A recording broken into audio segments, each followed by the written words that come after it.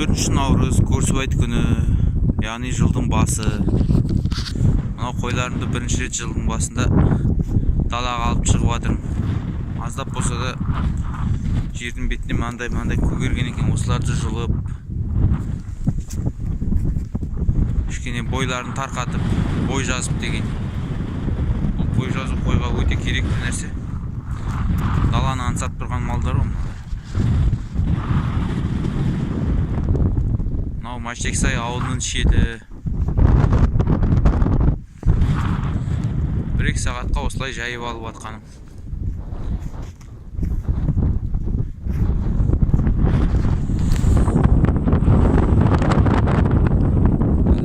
Әлі алысқа ұзайған жоқ.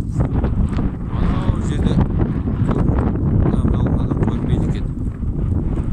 Ана жақта да сол мен сияқты біреулер осылай қойын жайып жүр.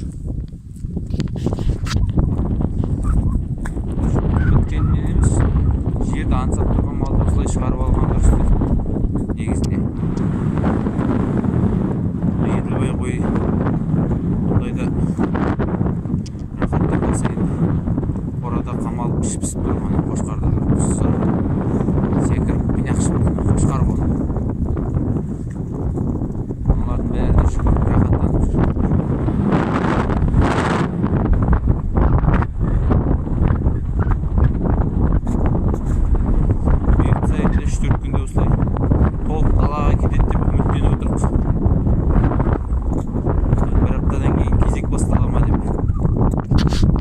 Әзірге үсті ауылдың шетіне жайып аламыз.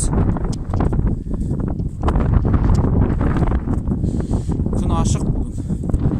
Бірақ аздап желі бар енді. Кешегі қыстың соңғы қары түсті деп есептеп отырмық. Кеше түнде аздап қар жауған. Соның ызғары болар.